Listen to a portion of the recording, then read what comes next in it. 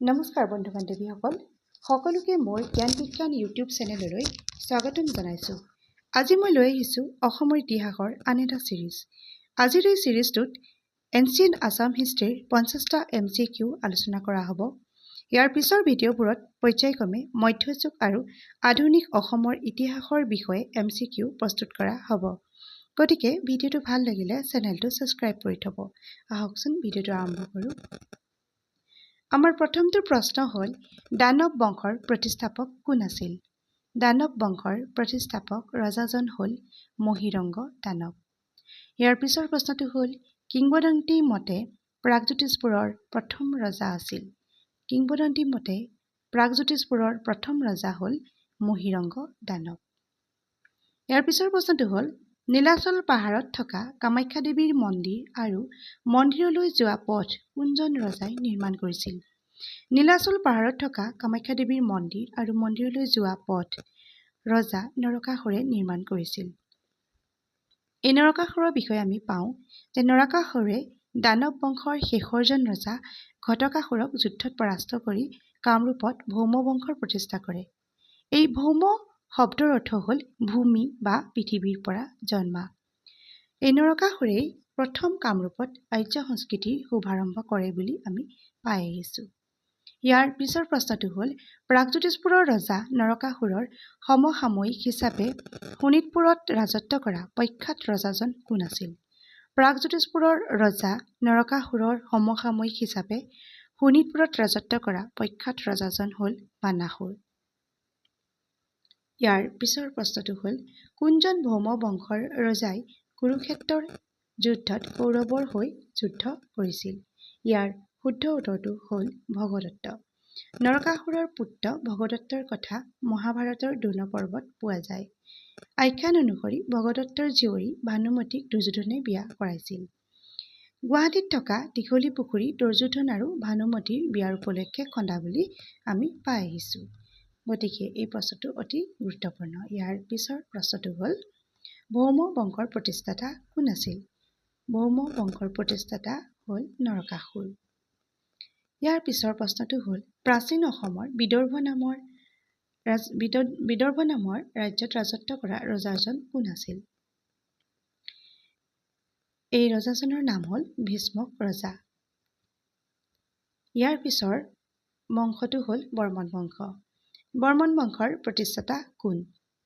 বৰ্মন বংশৰ প্ৰতিষ্ঠাতা হ'ল পূজ্য বৰ্মন।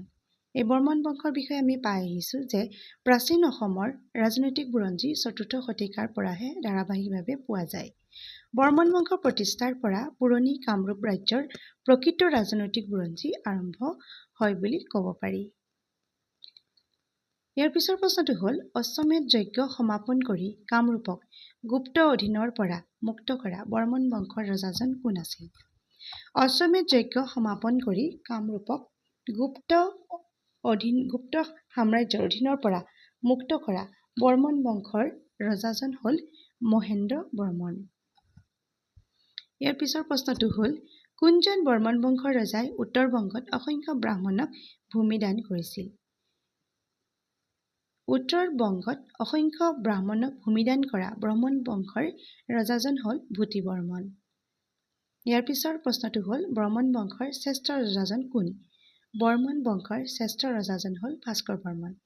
ভাস্কৰ বৰ্মনেই হ'ল বৰ্মন বংশৰ শেষৰজন ৰজা। ভাস্কৰ বৰ্মনৰ শাসনকালৰ পৰা ভাস্কৰাব্দ বা কামৰূপী চন আৰম্ভ হয়। গতিকে এই প্ৰশ্নটি অতি গুৰুত্বপূৰ্ণ। ইয়াৰ পিছৰ প্ৰশ্নটো অতি গুৰুত্বপূৰ্ণ। কোনজন বৰ্মন বংশৰ ৰজাৰ দিনত চীনা পৰিব্ৰাজক হিউৱেন চাং কামৰূপলৈ আহিছিল? ভাস্কৰ বৰ্মনৰ দিনত চীনা পৰিব্ৰাজক হিউৱেন চাং কামৰূপলৈ আহিছিল। ইয়াৰ পিছৰ প্ৰশ্নটো হ'ল, কোন দুখন তামৰ ফলি বৰ্মন বংশৰ ভাস্কৰ বৰ্মনৰ ৰাজত্ব কালত খোদিত কৰা হৈছিল?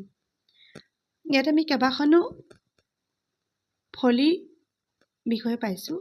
নগাজুৰি খনিকৰ তামৰ ফলি, ডুবি আৰু নিধানপুৰ তামৰ ফলি, বৰগংগা লিপি, আমবাৰী লিপি। ইয়াৰ শুদ্ধ উত্তৰটো হ'ল ডুবি আৰু নিধানপুৰ তামৰ ফলি। ইয়াৰে ডুবি বৰ্তমান বজালী জিলাৰ আৰু নিধানপুৰ বাংলাদেশৰ অন্তৰ্গত। গতিকে এই প্ৰশ্নটো অতি গুৰুত্বপূৰ্ণ। ইয়াৰ পিছৰ প্ৰশ্নটো হ'ল হৰ্ষবৰ্ধনৰ সমসাময়িক কামৰূপৰ ৰজা কোন আছিল? হৰ্ষবৰ্ধনৰ সমসাময়িক কামৰূপৰ ৰজাজন হ'ল ভাস্কৰ বৰ্মন। ইয়াৰ পিছত আমি শালস্তম্ভ বংশলৈ আহিম। ইয়াৰ প্ৰথমটো প্ৰশ্ন হ'ল আমি কোনটো ঐতিহাসিক সমলৰ পৰা শালস্তম্ভ বংশৰ 21জন ৰজা আছিল বুলি জানিব পাৰোঁ। ইয়াত আমি কেইবাখনো তামৰ ফুলিৰ নাম পাইছোঁ। ইয়াৰে ভিতৰত শুদ্ধ উত্তৰটো হৈছে ৰত্নপালৰ বৰগাঁও তামৰ ফলি।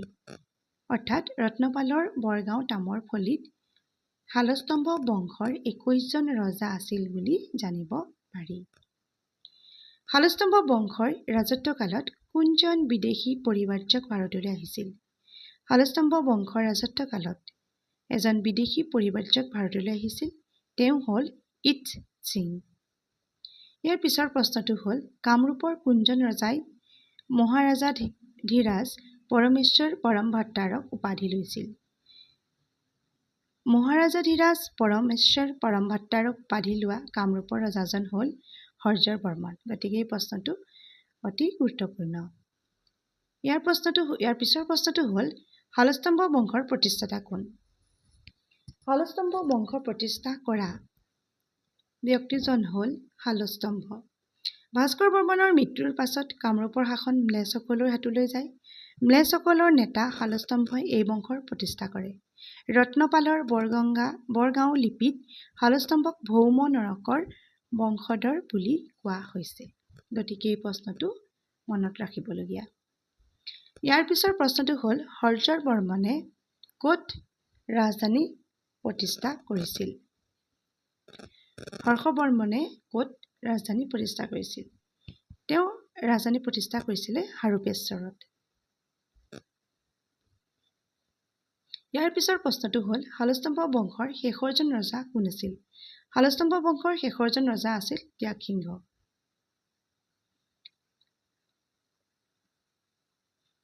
এই প্ৰশ্নটো আমি পূৰ্বে পাই আহিছোঁ যে মহাৰাজাধিৰাজ পৰমেশ্বৰ পৰমভট্টাৰক উপাধি লৈছিলে হৰ্যৰ বৰ্মনে।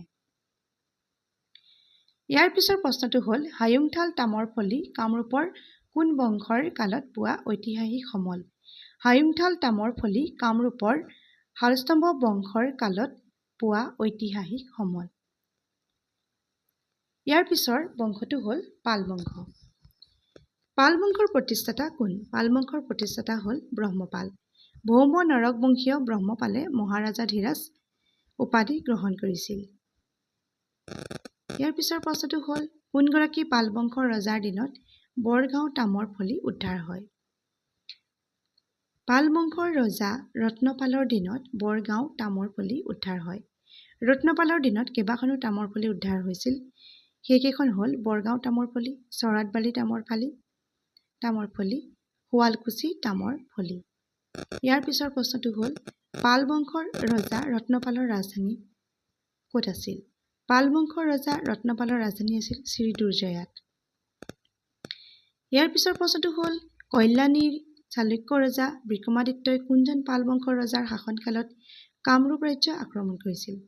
কল্যাণীৰ চালুক্য ৰজা বিক্ৰমাদিত্যই পাল বংশৰ ৰজা হৰ্ষপালৰ শাসনকালত কামৰূপ ৰাজ্য আক্ৰমণ কৰিছিল। কোনজন পাল বংশৰ ৰজাই ৰাজধানী ব্ৰহ্মপুত্ৰ নদীৰ পাৰত নিৰ্মাণ কৰি দুৰ্জয়া বা শ্ৰীদুৰ্জয়া নামকৰণ কৰিছিল? এই প্ৰশ্নটোৰ শুদ্ধ উত্তৰটো হ'ল ৰত্নপালৰ দিনত। মদন কামদেৱ মন্দিৰৰ ভগ্নাৱশেষ কোন বংশীয় ৰজাসকলৰ স্থাপত্য কীৰ্তি? মদন কামদেৱ মন্দিৰৰ ভগ্নাৱশেষ পাল বংশৰ ৰজাসকলৰ স্থাপত্য কীৰ্তি। এই প্ৰশ্নটো বিশেষভাৱে গুৰুত্বপূৰ্ণ। ইয়াৰ পিছৰ প্ৰশ্নবোৰ হ'ল যে পাল বংশৰ কোনজন ৰজাই প্ৰাগজ্যোতিষপুৰৰ পৰা কামৰূপলৈ ৰাজধানী স্থানান্তৰ কৰিছিল?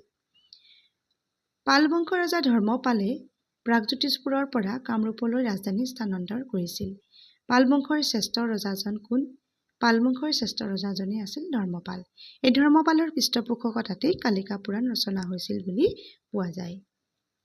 ইয়াৰ পিছৰ প্ৰশ্নখিনি হ'ল যে গৌড়ৰ পৰা প্ৰথম কামৰূপ বিজয় কৰি কামৰূপত শাসন প্ৰতিষ্ঠা কৰা প্ৰাচীন অসমৰ ৰজাজন কোন আছিল? তেওঁ আছিল বৈদ্যদেৱ। ইয়াৰ পিছৰ প্ৰশ্ন হ'ল কোনগৰাকী কামৰূপৰ ৰজাই কমলী লিপি ৰচনা কৰে? কামৰূপৰ ৰজা বৈদ্যদেৱে কমলী লিপি ৰচনা কৰিছিল। কামৰূপৰ বেতনাত ঐতিহাসিক বৈদ্যৰ গড় কোনে নিৰ্মাণ কৰিছিল? কামৰূপৰ বেতনাত ঐতিহাসিক বৈদ্যৰ গড় নিৰ্মাণ কৰিছিল বৈদ্যদেৱে। 1206 খ্ৰীষ্টাব্দত কামৰূপ আক্ৰমণ কৰা মুছলমান আক্ৰমণকাৰীজন কোন আছিল? 1206 খ্ৰীষ্টাব্দত কামৰূপ আক্ৰমণ কৰা মুছলমান আক্ৰমণকাৰীজন হ'ল মহম্মদ ইবন বখতিয়াৰ খিলজী। ইয়াৰ পিছৰ প্ৰশ্নটো হ'ল তবাকাত-ই নাছিৰী গ্ৰন্থখন কোনজন ঐতিহাসিকৰ দ্বাৰা ৰচিত? এই প্ৰশ্নটো বিশেষভাৱে গুৰুত্বপূৰ্ণ। তবাকাত-ই নাছিৰী গ্ৰন্থখন ঐতিহাসিক মিনহাজ-উদ-দিন চিৰাজৰ দ্বাৰা ৰচিত। কামৰূপত প্ৰৱেশ কৰা প্ৰথমটো তুৰ্কী বাহিনীক নেতৃত্ব কোনে দিছিল? কামৰূপত প্ৰৱেশ কৰা প্ৰথমটো তুৰ্কী বাহিনীক নেতৃত্ব দিছিল মহম্মদ ইবন বখতিয়াৰ খিলজীয়ে। ইয়াৰ পিছৰ প্ৰশ্নটো হ'ল কোনগৰাকী ৰজাৰ শাসনকালত মুছলমানে প্ৰথম কামৰূপ আক্ৰমণ কৰিছিল? ৰজা পৃথুৰ শাসনকালত মুছলমানে প্ৰথম কামৰূপ আক্ৰমণ কৰিছিল। মহম্মদ ইবন বখতিয়াৰ খিলজীৰ আক্ৰমণৰ সময়ত ইছলাম ধৰ্ম গ্ৰহণ কৰা প্ৰথম স্থানীয় লোকজন কোন আছিল? মহম্মদ ইবন বখতিয়াৰ খিলজীৰ আক্ৰমণৰ সময়ত ইছলাম ধৰ্ম গ্ৰহণ কৰা প্ৰথম স্থানীয় লোকজন হ'ল আলী মেছ। অসম আক্ৰমণ কৰা প্ৰথম তুৰ্কী সেনাপতিজন কোন আছিল? অসম আক্ৰমণ কৰা প্ৰথম তুৰ্কী সেনাপতিজন হ'ল মহম্মদ বিন বখতিয়াৰ খিলজী। বখতিয়াৰ খিলজীৰ কামৰূপ আক্ৰমণৰ সময়ত কামৰূপৰ ৰজা আছিল বখতিয়াৰ খিলজীৰ কামৰূপ আক্ৰমণৰ সময়ত কামৰূপৰ ৰজা আছিল পৃথু। 1206 খ্ৰীষ্টাব্দত কামৰূপৰ ৰজা পৃথুৰ ৰাজত্বকালতে প্ৰথমবাৰ মুছলমানসকলৰ কামৰূপ আক্ৰমণ সংঘটিত হৈছিল। এই প্ৰশ্নটো বিশেষভাৱে গুৰুত্বপূৰ্ণ। ইয়াৰ পিছৰ প্ৰশ্নটো হ'ল কোনগৰাকী ৰজাৰ শাসনকালত মুছলমানসকলৰ দ্বিতীয়বাৰ কামৰূপ আক্ৰমণ সংঘটিত হৈছিল? ইয়াৰ উত্তৰটো হ'ব পৃথু। যিহেতু 1227 খ্ৰীষ্টাব্দত কামৰূপৰ ৰজা পৃথুৰ ৰাজত্বকালতে বংগদেশৰ শাসনকৰ্তা গিয়াছুদ্দিনে দ্বিতীয়বাৰ কামৰূপ আক্ৰমণ সংঘটিত কৰিছিল। ইয়াৰ পিছৰ প্ৰশ্নটো হ'ল 1206 খ্ৰীষ্টাব্দত তুৰ্কীসকলৰ কামৰূপ আক্ৰমণৰ বিষয়ে ক'ত লিপিবদ্ধ কৰা হৈছে? ইয়াত আমি কেইবাখনো লিপিৰ বিষয়ে পাইছোঁ। ইয়াৰ ভিতৰত শুদ্ধ শিলালিপিখন হ'ল কানাই বৰশী বোৱা শিলালিপি। কানাই বৰশী বোৱা শিলালিপিতে 1206 খ্ৰীষ্টাব্দৰ তুৰ্কীসকলৰ কামৰূপ আক্ৰমণৰ বিষয়ে লিপিবদ্ধ কৰা হৈছে। ইয়াৰ পিছৰ প্ৰশ্নটো হ'ল কোনগৰাকী ৰজাৰ শাসনকালত বংগৰ সুবেদাৰ তুঘ্ৰীল খাঁ মালিক উজবেকে কামৰূপ আক্ৰমণ কৰে? এই প্ৰশ্নটোৰ শুদ্ধ উত্তৰটো হ'ব সন্ধ্যা। কামৰূপৰ ৰজা সন্ধ্যাৰ শাসনকালতে বংগৰ সুবেদাৰ তুঘ্ৰীল খাঁ মালিক উজবেকে কামৰূপ আক্ৰমণ কৰিছিল। কামৰূপৰ শেষৰ ৰজাজন কোন? কামৰূপৰ শেষৰ ৰজাজন হ'ল সন্ধ্যা। গৌড়েশ্বৰ উপাধি কোনে লৈছিল? গৌড়েশ্বৰ উপাধি লোৱা ৰজাগৰাকী হ'ল সন্ধ্যা। কমতাৰ কোনজন ৰজাই আহোম স্বৰ্গদেউ চুকাফাৰ লগত মিত্ৰতা কৰিছিল? কমতাৰ ৰজা প্ৰতাপধ্বজে আহোম স্বৰ্গদেউ চুকাফাৰ লগত মিত্ৰতা স্থাপন কৰিছিল। কমতাৰ শ্ৰেষ্ঠ ৰজাজন কোন আছিল? কমতাৰ শ্ৰেষ্ঠ ৰজা হ'ল দুৰ্লভ নাৰায়ণ। কমতা ৰাজ্যৰ শেষৰজন ৰজা কোন আছিল? কমতা ৰাজ্যৰ শেষৰজন ৰজা আছিল মৃগাংক। কমতাৰ খেন বা খান বংশৰ প্ৰথম ৰজা কোন আছিল? কমতাৰ খেন বা খান বংশৰ প্ৰথমজন ৰজা আছিল নীলধ্বজ। তলৰ কোনখন প্ৰাচীন গ্ৰন্থত কামৰূপৰ বিষয়ে বিশেষ একো তথ্য নাই? ইয়াত আমি কেইবাখনো গ্ৰন্থৰ নাম পাইছোঁ। ইয়াৰ ভিতৰত মেগাস্থেনিছৰ ইণ্ডিকা এই গ্ৰন্থখনত কামৰূপৰ বিষয়ে একো তথ্যৰ উল্লেখ নাই। গতিকে আজি আমি প্ৰাচীন অসমৰ ইতিহাসৰ 50টা MCQ আলোচনা কৰিলোঁ। প্ৰাচীন অসমৰ ইতিহাসৰ বৰ বেছিকৈ প্ৰশ্ন পোৱা নাযায়। মই আপোনালোকৰ বাবে অতি গুৰুত্বপূৰ্ণ 50টা MCQ প্ৰস্তুত কৰি উলিয়াইছোঁ। গতিকে ভিডিঅ'টো চাই আপোনালোকে নিশ্চয় উপকৃত হ'ব। মোৰ নেক্সট MCQ চিৰিজটো লৈ অহাৰ প্ৰতিশ্ৰুতিৰে আজিলৈ আহোঁ। ধন্যবাদ।